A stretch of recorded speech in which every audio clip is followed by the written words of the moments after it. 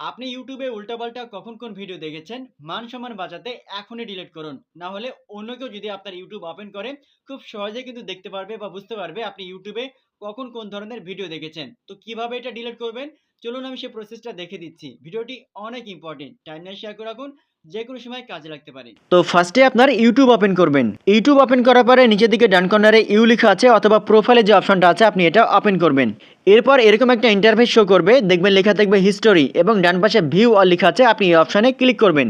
এরপর আপনি ইউটিউবে যে ভিডিওগুলো দেখেছিলেন এই সমস্ত ভিডিওগুলো এখান থেকে শো করবে, অর্থাৎ অন্য কেউ যদি আপনার ইউটিউবের এই অপশনে আসে খুব সহজে কিন্তু দেখতে পাবে বা বুঝতে পারবে আপনি ইউটিউবে কখন কোন কোন ভিডিও দেখেছেন। সো মান সম্মানের যে বিষয়টা আপনি আশা করি বুঝতে পারছেন। তো আপনি এগুলো এখান থেকে রিমুভ করবেন কিভাবে? আপনি দুইভাবে কিন্তু ডিলিট করতে পারবেন বা রিমুভ করতে পারবেন। একটা একটা করে ডিলিট করতে পারবেন অথবা সমস্ত ভিডিওগুলো একসাথে আপনি রিমুভ করতে পারবেন বা ডিলিট করতে পারবেন।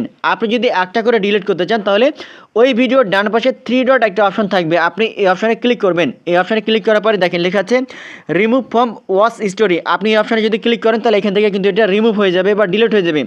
আর আপনি যদি সমস্ত ভিডিওগুলো একসাথে ডিলিট করতে চান তাহলে উপরের দিকে ডান কর্নারে থ্রি ডট একটা অপশন রয়েছে, আপনি এই অপশনে ক্লিক করবেন।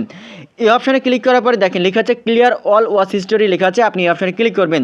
তারপরে এখান থেকে ক্লিয়ার ওয়াচ হিস্টোরি আবার লেখা আছে, এই অপশনে যদি ক্লিক করেন তাহলে এখান থেকে কিন্তু রিমুভ হয়ে যাবে বা ডিলিট হয়ে যাবে। আপনারা দেখতে পাচ্ছেন এটা কিন্তু ডিলিট হয়ে গেছে।